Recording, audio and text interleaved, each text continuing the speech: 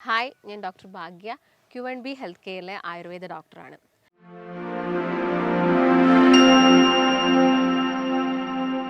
പ്രമേഹം എന്ന് കേൾക്കുന്ന സമയത്ത് എല്ലാവർക്കും പേടിയാണ്. ഇപ്പം ആയുർവേദത്തിൻ്റെ കേസൊക്കെ എടുത്ത് നോക്കുകയാണെങ്കിൽ ആയുർവേദത്തിൽ പ്രമേഹത്തിനെ പറ്റി പറയുന്നത് ഇത് മഹാരോഗങ്ങളിൽ ഒന്നാണ് എന്നാണ്. അപ്പം മഹാരോഗങ്ങളിൽ ഒന്ന് എന്ന് കരുതിയിട്ട് നമുക്ക് ഈ ഒരു അസുഖം വന്നാൽ നമ്മൾ പെട്ടെന്ന് അങ്ങ് മരിച്ചു പോകുമോ അങ്ങനെയല്ല പറയുന്നത്. ഇത് വന്നു കഴിഞ്ഞാൽ ചിലപ്പോൾ നമുക്കിത് വർഷങ്ങളായിട്ട് കൂടെ തന്നെ ഉണ്ടാവും. ആ ഒരു രീതിയിലാണ് ഇത്. പക്ഷേ എങ്ങനെയാണെന്ന് വെച്ചാൽ നമ്മൾ ശ്രദ്ധിക്കാതെ, നമ്മൾ പ്രോപ്പറായിട്ടുള്ളൊരു ഡയറ്റ് എടുക്കാതെ സ്റ്റിൽ നമുക്ക് ഡയബറ്റീസ് വന്നു കഴിഞ്ഞിട്ടും നമ്മൾ വീണ്ടും അന്നജവും അതുപോലെ തന്നെ മധുരമുള്ള ഭക്ഷണങ്ങളൊക്കെ കൂടുതലായിട്ട് കഴിക്കുന്നുണ്ടെങ്കിൽ മാത്രമാണ് ഇത് കുറേ വർഷങ്ങളായിട്ട് നമ്മളെ കൂടെ തന്നെ ഉണ്ടാവുന്നത്. ഇല്ലെങ്കിൽ നമ്മൾ പ്രോപ്പറായിട്ട് എല്ലാം ചെയ്യുന്നുണ്ടെങ്കിൽ നമുക്കിതിനെ നോർമലാക്കാൻ സാധിക്കുന്നതേ ഉള്ളൂ. അപ്പോൾ പണ്ടത്തെ ആചാര്യന്മാരൊക്കെ ഇത് പറയാനുള്ള റീസൺ പ്രമേഹം ചിലപ്പം ആളുകളിൽ മനസ്സിലാക്കാൻ സമയമെടുക്കാറുണ്ട്. കാരണം പ്രമേഹം എന്ന് പറയുന്നത് വളരെ സൈലൻ്റായിട്ട് വലിയ രീതിയിൽ സിംറ്റംസ് ഒന്നും പുറത്തോട്ട് വരാത്തൊരു അസുഖമാണ്. ചിലപ്പം അതിൻ്റെ ഒരു റേഞ്ചൊക്കെ കൂടി കഴിഞ്ഞാൽ മാത്രമേ നമ്മുടെ ബോഡിയിലോട്ട് സിംറ്റംസും കാര്യങ്ങളൊക്കെ കൂടുതലായിട്ട് വരുള്ളൂ. അപ്പം ഇവൻ തന്നെ ഞാൻ ക്ലിനിക്കിൽ പേഷ്യൻസ് വരുന്ന സമയത്ത് ചോദിക്കാറുണ്ട്, നിങ്ങൾ എങ്ങനെ മനസ്സിലാക്കി, നിങ്ങൾക്ക് ഡയബറ്റീസ് ഉണ്ട് എന്നുള്ളൊരു കാര്യം എങ്ങനെ മനസ്സിലാക്കി എന്നാണ് ചോദിക്കാറ്. അപ്പം ഒട്ടുമിക്ക ആളുകളും പറയുന്നത്, എനിക്ക് കുറച്ച് കാലം കാലിലൊക്കെ തരിപ്പ് വന്നു, മരവിപ്പ് വന്നു, പെട്ടെന്ന് തന്നെ നോർമലി ഞാനൊരു സ്പെക്സ് വെക്കാത്ത ഒരാളായിരുന്നു, പെട്ടെന്ന് എനിക്ക് സ്പെക്സ് വെക്കേണ്ട ഒരു ആവശ്യകത വന്നു. അപ്പോൾ ഇങ്ങനെയൊക്കെ പറഞ്ഞ സമയത്ത് അവർ ജസ്റ്റ് ഒന്ന് ബ്ലഡ് ടെസ്റ്റ് ചെയ്ത് നോക്കിയ സമയത്താണ് ഡയബറ്റീസ് ഉണ്ട് എന്നുള്ളൊരു കാര്യം മനസ്സിലാക്കിയത്. ചില ആളുകൾ പറയുന്നത് അമിതമായിട്ടുള്ള ക്ഷീണം വരുന്നു എന്നാണ്. അപ്പോൾ ക്ഷീണമൊക്കെ വരുന്നുണ്ടെങ്കിൽ അത് ഇതിൻ്റെ ഒരു ഇനീഷ്യൽ സ്റ്റേജിൽ തന്നെയാണ്. പ്രമേഹ രോഗികളിൽ ഒരു ആദ്യത്തെ പ്രാരംഭഘട്ടത്തിൽ ഒരു പൂർവ്വരൂപമായിട്ട് അല്ലെങ്കിൽ ഒരു പ്രിഡോമിനൻറ്റ് സിംറ്റമായിട്ട് കാണിക്കുന്നതാണ് അമിതമായിട്ടുള്ള ക്ഷീണം എന്നൊക്കെ പറയുന്നത്. അപ്പം അക്കോർഡിംഗ് ടു ആയുർവേദം നോക്കുകയാണെങ്കിൽ കഫം 3 ദോഷത്തിനെയും ബേസ് ചെയ്തിട്ട് പ്രമേഹങ്ങളുണ്ട്. അപ്പോൾ കഫദോഷത്തിനെയും പിത്തത്തിനെയും അതുപോലെ തന്നെ വാദ പ്രിഡോമിനൻ്റ് ആയിട്ടും പ്രമേഹ രോഗികളെ നമുക്ക് ഡിവൈഡ് ചെയ്യാൻ സാധിക്കും. ഇപ്പോൾ ഒരു പേഷ്യൻ്റ് ഇപ്പോൾ ക്ലിനിക്കിലോട്ട് വരുന്ന സമയത്ത് അവരുടെ അടുത്ത് എന്താണെങ്കിലും ടെസ്റ്റ് റിപ്പോർട്ട്സ് ഉണ്ടായിരിക്കാം. അപ്പം അതിൻ്റെ അകത്ത് ഫാസ്റ്റിങ്ങും HbA1c എല്ലാ ടെസ്റ്റുകളും ഉണ്ടായിരിക്കും. അപ്പോൾ അതിൻ്റെ കൂടെ തന്നെ നമ്മൾ അവരോട് കൂടുതലായിട്ട് സിംറ്റംസ് അറിയുന്നതും ഇപ്പം ആയുർവേദ ട്രീറ്റ്മെൻറ്റ് പ്രകാരം നമ്മൾ മെഡിക്കേഷൻസ് കൊടുക്കുന്നതും ഇവർ ഏത് ദോഷത്തിലാണ് പ്രിഡോമിനൻ്റ് ആയിട്ട് നിൽക്കുന്നത്. ചിലപ്പോൾ വാദിക പ്രമേഹമായിരിക്കാം, അല്ലെങ്കിൽ ഞാൻ നേരത്തെ പറഞ്ഞ പോലെ കഫജമായിരിക്കാം, പിത്തജമായിരിക്കാം. അങ്ങനെ 3 രീതിയിലായിട്ട് നമുക്കിതിനെ കാണാൻ വേണ്ടിയിട്ട് സാധിക്കും. അപ്പം കൂടുതലായിട്ടും പ്രമേഹമുള്ള ആളുകളാണെങ്കിൽ അവർ ഫുൾ ടൈം കിടത്തം, അല്ലെങ്കിൽ അവർക്കൊന്നും ചെയ്യാനൊരു താല്പര്യമല്ല, എപ്പോഴും കിടത്തം, ഇതൊക്കെ ആയിരിക്കും. ഇപ്പോൾ വാദിക ടൈപ്പ് ഓഫ് പ്രമേഹമുള്ള ആളുകളാണെങ്കിൽ അവർ പ്രമേഹം ഉണ്ടെങ്കിലും അവർക്ക് വിശപ്പും കാര്യങ്ങളൊക്കെ ഭയങ്കര കൂടുതലായിരിക്കും. പിത്തജ പ്രമേഹമുള്ള ആളുകളൊക്കെ ആണെങ്കിൽ അവരുടെ ബോഡി എപ്പോഴും ഭയങ്കര ചൂട്, അല്ലെങ്കിൽ ഞാൻ നേരത്തെ പറഞ്ഞ പോലെ തന്നെ ബേണിംഗ് സെൻസേഷൻ, പുകച്ചിൽ അനുഭവപ്പെടുന്നു, അല്ലെങ്കിൽ നേരത്തെ പറഞ്ഞ പോലെ തരിപ്പ് കൂടുതലായിട്ട് വരുന്നു. അങ്ങനെ നമുക്ക് ഡിവൈഡ് ചെയ്യാൻ വേണ്ടിയിട്ട് സാധിക്കും. നിങ്ങൾ മെഡിക്കേഷൻസ് എടുക്കുന്ന സമയത്തും ഈ കാര്യങ്ങളൊക്കെ ശ്രദ്ധിക്കേണ്ടതുണ്ട്. ഒരു ഡോക്ടറിൻ്റെ അടുത്ത് പോയി പറയുന്ന സമയത്താണെങ്കിൽ നിങ്ങളുടെ കറക്റ്റായിട്ടുള്ള സിംറ്റംസും കാര്യങ്ങളൊക്കെ പറയണം. അപ്പോൾ നോർമലി നമ്മുടെ കേരളത്തിലൊക്കെ ആണെങ്കിൽ പ്രമേഹ രോഗികളൊക്കെ കൂടുതലായിട്ടും ചപ്പാത്തിയിലോട്ട് മാറുന്ന ആളുകളാണ്. നിങ്ങൾ അരിയാഹാരം കഴിച്ചുകൊണ്ടിരുന്ന ആളുകളായിരിക്കും, ചിലപ്പോൾ 3-4 നേരം അരിയാഹാരം എടുത്ത ആളുകളായിരിക്കും. പിന്നെ നിങ്ങൾ പ്രമേഹം ഉണ്ടെന്ന് കേൾക്കുമ്പോൾ ഡയറക്റ്റായിട്ട് നമ്മൾ ചോറ് അങ്ങോട്ട് കട്ട് ചെയ്തിട്ട് എന്ത് സ്റ്റാർട്ട് ചെയ്യും, ചപ്പാത്തി കഴിക്കാൻ തുടങ്ങും. അപ്പോൾ ചപ്പാത്തി കഴിക്കുന്ന സമയത്ത് 3-4 ചപ്പാത്തി കഴിക്കുന്നവരാണ് ഒട്ടുമിക്ക ആളുകളും. എന്നിട്ട് അവർ ബ്ലഡ് ടെസ്റ്റ് ചെയ്യുന്ന സമയത്ത് അവരുടെ പ്രമേഹത്തിൽ വലിയ രീതിയിലുള്ള ചേഞ്ചസും കാര്യങ്ങളും ഒന്നുമില്ല. ഈ ഒരു രീതിയിലാണ് കണ്ടുവരാറ്. അപ്പം നിങ്ങൾ ചപ്പാത്തി മാത്രമല്ല നമുക്ക് ഒരു ഡയറ്റിലുള്ള ഒരു ഓപ്ഷനായിട്ട് സെലക്ട് ചെയ്യാൻ പറ്റുന്നത്. ഒരുപാട് കാര്യങ്ങളുണ്ട്. നമുക്കിപ്പോൾ വേണമെങ്കിൽ മുളയരി, അല്ലെങ്കിൽ ഞവര എന്ന് പറയുന്നത്, അല്ലെങ്കിൽ നമ്മുടെ ചെറുപയർ, കടല, ഇതെല്ലാം തന്നെ നമുക്ക് വേവിച്ചിട്ട് കഴിക്കുന്ന ഒരു നേരത്തെ ഭക്ഷണമാക്കി കഴിക്കുന്നതൊക്കെ നമുക്ക് പ്രമേഹത്തെ കൺട്രോൾ ചെയ്യാനും സാധിക്കും. അതുപോലെ തന്നെ നമ്മുടെ ശരീരത്തിലോട്ട് വേണ്ട അത്യാവശ്യം ന്യൂട്രിയൻസും കാര്യങ്ങളൊക്കെ ഇതിൽ നിന്ന് തന്നെ കിട്ടുകയും ചെയ്യും.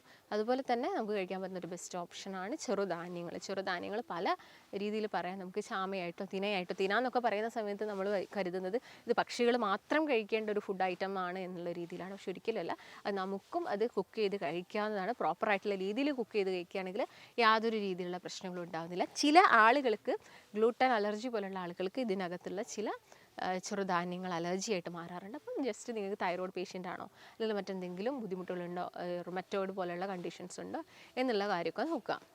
അപ്പം എന്താണ് പ്രമേഹം രോഗികൾ, ഫസ്റ്റ് തന്നെ ഞാൻ നേരത്തെ പറഞ്ഞ പോലെ നിങ്ങളൊരു ഡോക്ടറിനെ സമീപിക്കുന്നതിന് മുൻപായിട്ട് ഒരു ബ്ലഡ് ടെസ്റ്റ് ചെയ്യുന്നത് നല്ലതാണ്. ഫാസ്റ്റിങ്ങും അതുപോലെ തന്നെ പോസ്റ്റ് പ്രാൻഡിയൽ ആയിട്ടുള്ളതും 3 മാസത്തെ ആവറേജ് കണക്കും എപ്പോഴും നിങ്ങൾ ചെക്ക് ചെയ്യാം. പിന്നെ കറക്റ്റായിട്ടുള്ളൊരു ഡയറ്റ് നിങ്ങളിതിൻ്റെ കൂടെ തന്നെ ഫോളോ ചെയ്തിരിക്കണം. പിന്നെ നന്നായിട്ട് എല്ലാ ദിവസമാണെങ്കിലും നന്നായിട്ട് വെള്ളം കുടിക്കാനൊക്കെ വേണ്ടിയിട്ട് ശ്രദ്ധിക്കണം. ഇപ്പം അമിതവണ്ണമുള്ള ആളുകളെയും അല്ലെങ്കിൽ പ്രമേഹ രോഗികളെയും ഫാറ്റി ലിവറുള്ള ആളുകൾക്കൊക്കെ വളരെ കോമൺ ആയിട്ടുള്ളൊരു വേർഡാണ് ഇൻസുലിൻ അല്ലെങ്കിൽ ഇൻസുലിൻ റെസിസ്റ്റൻസ് എന്ന് പറയുന്നത്. അപ്പം ആ ഒരു വേർഡ് തന്നെ പറയുന്നുണ്ട് ഇൻസുലിൻ റെസിസ്റ്റൻ്റ് ആയിട്ട് കിടക്കുകയാണ്. ഇൻസുലിന് ആക്റ്റീവ് ആവാൻ പറ്റുന്നില്ല. ഇൻസുലിൻ പ്രൊഡ്യൂസ് ചെയ്യുന്നുണ്ട്, പക്ഷേ അവിടെ ഇൻസുലിൻ ആക്റ്റീവ് അല്ല. ഇതിനെ നമ്മൾ ടൈപ്പ് 2 ഡയബറ്റീസിലായിട്ടാണ് പറയുന്നത്. അപ്പം ഇൻസുലിൻ ഉണ്ടാക്കുന്നത് പാൻക്രിയാസിലാണെങ്കിലും ഇത് ഡയബറ്റീസ് എന്ന് പറയുന്നത് പാൻക്രിയാസ് സംബന്ധമായിട്ടുള്ള ഒരു അസുഖമല്ല. അവിടെ ഇൻസുലിൻ ഉണ്ടാവുന്നു എന്നുള്ളൂ. അപ്പം നമ്മുടെ ശരീരത്തിലോട്ട് നമ്മൾ കഴിക്കുന്ന ഭക്ഷണത്തിൽ നിന്നും ഡൈജഷന് ശേഷം ഗ്ലൂക്കോസ് ഉണ്ടാവുന്നു. ഈ ഒരു ഗ്ലൂക്കോസിനെ സെല്ലിലോട്ട് അബ്സോർബ് ചെയ്തിട്ട് സെല്ലിൻ്റെ ഫംഗ്ഷൻ ചെയ്യാൻ വേണ്ടിയിട്ടാണ് ഈ ഒരു ഇൻസുലിൻ ഹെൽപ്പ് ചെയ്യുന്നത്. അപ്പോൾ നോർമലി ഡയബറ്റീസ് പേഷ്യൻസിൽ ഇൻസുലിൻ റെസിസ്റ്റൻസ് ഉണ്ടാവുന്നു. ഇൻസുലിൻ കൂടുതലായിട്ട് രക്തത്തിൽ ഉൽപ്പാദിപ്പിക്കുന്നു. അപ്പോൾ ഇൻസുലിൻ ഉണ്ടാകുന്ന സമയത്ത് ശരീരത്തിൽ കുറച്ച് ലക്ഷണങ്ങൾ കാണിക്കും. നോർമലി നിങ്ങൾ ഫുഡൊക്കെ കഴിച്ചു കഴിഞ്ഞാൽ ഒരു മധുരം കഴിക്കാൻ ഇഷ്ടപ്പെടുന്ന ആളുകളായിരിക്കാം. ഇങ്ങനെയുള്ള വ്യക്തികളിൽ ഇൻസുലിൻ റെസിസ്റ്റൻ്റ് ആയിട്ട് കിടക്കുന്നത് കൊണ്ടാണ് നമുക്ക് ഇങ്ങനെയുള്ളൊരു ടെൻഡൻസിയും കാര്യങ്ങളൊക്കെ വരുന്നത്. ഇൻസുലിൻ അവിടെ റെസിസ്റ്റൻ്റ് ആയിട്ട് കിടക്കുകയാണ്, അല്ലെങ്കിൽ നിങ്ങളൊരു പ്രീ ഡയബറ്റിക് സ്റ്റേജിൽ കിടക്കുകയാണെന്നാണ് മനസ്സിലാക്കേണ്ടത്. കാരണം ഓൾറെഡി നമ്മുടെ കോശങ്ങൾക്ക് എന്ത് വേണം? ഗ്ലൂക്കോസ് വേണം. ഇൻസുലിൻ ആണെങ്കിൽ കൂടുതലായിട്ട് ഉൽപ്പാദിപ്പിക്കുന്നുമുണ്ട്. അപ്പം ഇൻസുലിൻ എന്താ അത്യാവശ്യമായിട്ട് വേണം? ഗ്ലൂക്കോസ് കിട്ടിയാൽ മാത്രമേ ഈ സെല്ലുകൾക്ക് ഇത് കൊടുക്കാൻ പറ്റുള്ളൂ. അമിതമായിട്ട് നമ്മൾ മധുരവും കാര്യങ്ങളൊക്കെ കഴിക്കുന്നുണ്ടെങ്കിൽ അവിടെ ഇൻസുലിൻ റെസിസ്റ്റൻ്റ് ആയിട്ട് കിടക്കുകയും കൂടുതലായിട്ടും ഗ്ലൂക്കോസ് ഉൽപ്പാദിപ്പിക്കപ്പെടുകയും ചെയ്യുന്നുണ്ട്. അതുകൊണ്ടാണ് ഇവരൊരു പ്രീ ഡയബറ്റിക് സ്റ്റേജിലാണ് എന്ന് പറയുന്നത്. അതുപോലെ തന്നെ നമ്മുടെ വയറിൻ്റെ ഭാഗത്തായിട്ട് കൂടുതലായിട്ട് കൊഴുപ്പ് വരുന്നത്, അല്ലെങ്കിൽ നമുക്ക് വയറ് ചാടിയതായിട്ട് തോന്നുന്നത്, ഇതെല്ലാം തന്നെ ഒരു പ്രീ ഡയബറ്റിക് സ്റ്റേജിൽ കാണിക്കുന്നതാണ്, അല്ലെങ്കിൽ ഇൻസുലിൻ റെസിസ്റ്റൻസിൽ കാണിക്കുന്ന സിംറ്റംസാണ്. ഫേസിൽ ആക്നീസ് വരുന്നത്, ഇപ്പോൾ PCOD ഉള്ള പെൺകുട്ടികളെയും സ്ത്രീകളെയൊക്കെ എടുത്ത് നോക്കുകയാണെങ്കിൽ അവരിൽ കാണിക്കുന്ന ഒരു സിംറ്റമാണ് ആക്നീസ് അഥവാ മുഖക്കുരു. അതും സിസ്റ്റിക് ആയിട്ടുള്ള വലിയ രീതിയിലുള്ള ആക്നീസ് വരുന്നത്. അവിടെ എന്താണ്? ഇതും ഡയബറ്റീസ് ഓഫ് ഓവറി തന്നെയാണ്. അവിടെ നടക്കുന്നത് ഇൻസുലിൻ റെസിസ്റ്റൻസ് തന്നെയാണ്. അതുപോലെ തന്നെ വരുന്ന കഴുത്തിന് ചുറ്റും കറുപ്പ് നിറം കാണുന്നത്, എക്സ്ട്രാ ആയിട്ടുള്ള ഹെയർസ്, അതായത് നമ്മുടെ അപ്പർ ലിപ്പിൽ അടിവയറ്റിൻ്റെ ഭാഗങ്ങളിലൊക്കെ ഹെയർ ഗ്രോത്തും കാര്യങ്ങളൊക്കെ സൂചിപ്പിക്കുന്നത് ഇൻസുലിൻ റെസിസ്റ്റൻസ് ആണ്. പിന്നെ ഇങ്ങനെയുള്ള ആളുകൾക്ക് അലർജി ഇടയ്ക്കിടയ്ക്ക് വരാനുള്ള ചാൻസസും കൂടുതലാണ്. അതിനുള്ള ഒരു മെയിൻ റീസൺ, ഇങ്ങനെ കൂടുതലായിട്ടും ഇൻസുലിൻ ഉൽപ്പാദിപ്പിക്കുന്ന സമയത്ത് നമ്മുടെ ഇമ്മ്യൂൺ സിസ്റ്റം അവിടെ വർക്ക് കുറയുകയാണ് ചെയ്യുന്നത്. ഇമ്മ്യൂൺ സിസ്റ്റത്തിനെ സ്ലോ ഡൗൺ ചെയ്യുകയാണ് ഇൻസുലിൻ ചെയ്യുന്നത്. ഇൻസുലിൻ രക്തത്തിൽ കൂടുമ്പം നോർമലി രാത്രി സമയങ്ങളിൽ ഡോക്ടേഴ്സ് പറയാറുണ്ട് നേരത്തെ ഭക്ഷണം കഴിച്ച് കിടക്കാൻ വേണ്ടിയിട്ട്. നമ്മൾ ഉറങ്ങുന്നതിൻ്റെ ജസ്റ്റ് മുൻപായിട്ട് ഫുഡ് കഴിച്ചു കഴിഞ്ഞാൽ അവിടെ ഇൻസുലിൻ വർദ്ധിക്കുന്നു. അപ്പോൾ ഉറങ്ങുന്ന സമയങ്ങളിലാണ് നമ്മുടെ ഇമ്മ്യൂൺ സിസ്റ്റം എല്ലാം റിപ്പയർ വർക്ക് ചെയ്യുന്നത്. അപ്പം ഓൾറെഡി ഇൻസുലിൻ അവിടെ സ്പൈക്ക് ആയി കഴിഞ്ഞാൽ ഈ ഇമ്മ്യൂൺ സിസ്റ്റത്തിൻ്റെ വർക്കും കാര്യങ്ങളൊന്നും അവിടെ നടക്കുന്നില്ല. അപ്പോൾ അതിൻ്റെ ഭാഗമായിട്ട് നമുക്ക് കണ്ടിന്യൂസ് ആയിട്ട് അലർജീസും കാര്യങ്ങളൊക്കെ വരാനുള്ള ചാൻസസും കൂടുതലാണ്. അതുപോലെ തന്നെ ഇങ്ങനെയുള്ള വ്യക്തികൾ ഭക്ഷണത്തിൻ്റെ അകത്ത് കൂടുതലായിട്ടും ഉൾപ്പെടുത്തേണ്ടത് ഞാൻ നേരത്തെ പറഞ്ഞ പോലെ തന്നെ ചെറുധാന്യങ്ങളൊക്കെ ആയിരിക്കണം. അതിൻ്റെ കൂടെ തന്നെ നമുക്ക് ഫെനുഗ്രീക്ക്, നിങ്ങൾക്ക് എല്ലാവർക്കും അറിയാം, ഉലുവേൻ്റെ എക്സ്ട്രാക്റ്റൊക്കെ ഈ ഡയബറ്റീസ് കുറയ്ക്കുന്നു എന്ന് പഠനങ്ങളൊക്കെ തെളിയിച്ച ഒരു കാര്യങ്ങളാണ്. അതൊക്കെ നിങ്ങളുടെ ഭക്ഷണത്തിൽ ഉൾപ്പെടുത്തുക. അതുപോലെ തന്നെ മരമഞ്ഞൾ നിങ്ങൾക്ക് അറിയാമായിരിക്കാം, ഹരിദ്ര അല്ലെങ്കിൽ ഹരിദ്ര ആയാലും മതി, സാധാ മഞ്ഞളൊക്കെ നമ്മുടെ ഈ ഒരു ഡയബറ്റിക് കണ്ടീഷൻ കുറയ്ക്കാൻ വേണ്ടിയിട്ട് ഹെൽപ്പ് ചെയ്യുന്നതാണ്. പിന്നെ omega-3 ഫാറ്റി ആസിഡ്സ് ആണ്. അത് റിച്ച് ആയിട്ടുള്ള സീഡുകളും മത്സ്യങ്ങളൊക്കെ നിങ്ങൾ ഭക്ഷണത്തിൽ ഉൾപ്പെടുത്താൻ വേണ്ടിയിട്ട് നോക്കുക. പിന്നെ എല്ലാ ദിവസവും എക്സസൈസും കാര്യങ്ങളും നിങ്ങൾ നിർബന്ധമായിട്ടും ചെയ്യേണ്ടതാണ്. ഇൻസുലിൻ റെസിസ്റ്റൻസ് കുറയ്ക്കാൻ വേണ്ടിയിട്ട് എക്സസൈസിന് വലിയൊരു പങ്കുണ്ട്. അപ്പം അത് നിങ്ങൾ എല്ലാ ദിവസവും ത്രെഡ്മില്ല് യൂസ് ചെയ്യുകയോ അല്ലെങ്കിൽ സൈക്ലിങ്ങോ ഇല്ലെങ്കിൽ സ്വിമ്മിങ്ങോ അങ്ങനെയുള്ള ഏതൊരു രീതിയിലുള്ള എക്സസൈസും നിങ്ങൾക്ക് ഫോളോ ചെയ്യാവുന്നതാണ്. ഈ കാര്യങ്ങളൊക്കെ ചെയ്യുകയാണെങ്കിൽ തന്നെ നമുക്ക് ഇൻസുലിൻ റെസിസ്റ്റൻസ് എന്ന് പറഞ്ഞൊരു കണ്ടീഷൻ പ്രിവെൻറ്റ് ചെയ്യാൻ വേണ്ടിയിട്ട് സാധിക്കുന്നതാണ്. അതുപോലെ തന്നെ ഇപ്പോൾ ഡയബറ്റിക് പേഷ്യൻസ് ആവുന്ന സമയത്ത് അവർ മെയിനായിട്ടും ഏതെങ്കിലും ഒരു മെഡിക്കേഷൻസ് ഫോളോ ചെയ്യുന്ന ആളുകളായിരിക്കും. ഒട്ടുമിക്ക ആളുകൾക്കും വേണ്ടത് എന്താണ്? മാക്സിമം എത്രയും പെട്ടെന്ന് മരുന്നുകളൊക്കെ കുറച്ച് ഡയറ്റിലോട്ട് വരിക എന്നുള്ളതാണ്. അപ്പം ഹെൽത്തി ആയിട്ടുള്ള ഷുഗർ ഫ്രീ ആയിട്ടുള്ള കാർബ്സ് കുറച്ചിട്ടുള്ള ഭക്ഷണങ്ങൾ കഴിക്കുക. കൂടുതലായിട്ടും നിങ്ങൾക്ക് നല്ല കൊഴുപ്പുകൾ ആഡ് ചെയ്തുകൊണ്ടുള്ളൊരു പ്രോപ്പറായിട്ടുള്ളൊരു ഡയറ്റ് എടുക്കുകയാണെങ്കിൽ മറ്റുള്ള അസുഖങ്ങൾ വരുന്നതും നമുക്ക് പ്രിവെൻറ്റ് ചെയ്യാൻ സാധിക്കും. നമ്മളൊരു ഡയറ്റ് എടുക്കുന്ന സമയത്ത് ചില ഭക്ഷണങ്ങളൊക്കെ നമ്മൾ കംപ്ലീറ്റ് ആയിട്ട് ഒഴിവാക്കും. അല്ലെങ്കിൽ ചില ആളുകൾ ഡയറ്റ് എടുക്കുന്നത് പട്ടിണി കിടന്നിട്ട് ഒരു നേരം ഭക്ഷണമൊക്കെ സ്കിപ്പ് ചെയ്യും. അപ്പം അങ്ങനെ ആവുന്ന സമയത്ത് പല ന്യൂട്രിയൻസിൻ്റെ കുറവും ശരീരത്തിൽ ഉണ്ടാവുന്നുണ്ട്. അപ്പം അതെല്ലാം നിങ്ങളൊന്ന് നോക്കുകയാണെങ്കിൽ നമുക്ക് ഇങ്ങനെയുള്ള പ്രശ്നങ്ങളൊക്കെ കുറച്ചെടുക്കാൻ വേണ്ടിയിട്ട് സാധിക്കുന്നതാണ്.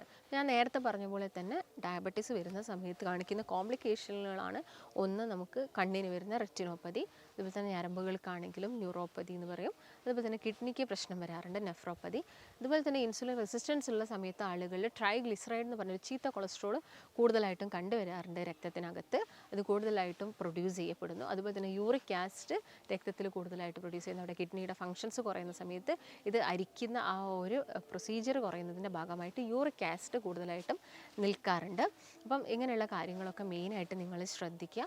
ഡയബറ്റിസ് ഉള്ള ആളുകളാണെങ്കിൽ കൃത്യമായിട്ടുള്ളൊരു ഡയറ്റ് എടുക്കുക, ഇടവേളകളിൽ ഭക്ഷണം കഴിക്കുക, ഗ്യാപ്പ് എടുത്തുകൊണ്ട് ഒരു ദിവസം ഒരു 6 നേരമായിട്ട് നിങ്ങളുടെ ഭക്ഷണത്തിൻ്റെ ആ ഒരു റൂട്ടീൻ ക്രമീകരിക്കാൻ വേണ്ടിയിട്ട് പ്രത്യേകം ശ്രദ്ധിക്കണം. അപ്പോൾ നിങ്ങൾ ഇത്രയും കാര്യങ്ങളൊക്കെ ശ്രദ്ധിക്കുകയാണെങ്കിൽ നമുക്ക് ഡയബറ്റീസിനെ വളരെ ഈസി ആയിട്ട് നോർമലാക്കാൻ സാധിക്കുന്നതാണ്. അപ്പോൾ നിങ്ങൾക്ക് ഇതിനെക്കുറിച്ച് കൂടുതൽ കാര്യങ്ങൾ അറിയാൻ ഒക്കെ താല്പര്യമുണ്ടെങ്കിലും അതുപോലെ തന്നെ കൺസൾട്ടേഷൻ അത്യാവശ്യമായിട്ടുണ്ടെങ്കിലും താഴെ കാണുന്ന നമ്പറിൽ കോൺടാക്റ്റ് ചെയ്യാം. നമുക്ക് മറ്റൊരു നല്ല ഹെൽത്ത് ടോപ്പിക്കുമായിട്ട് വീണ്ടും കാണാം. നന്ദി.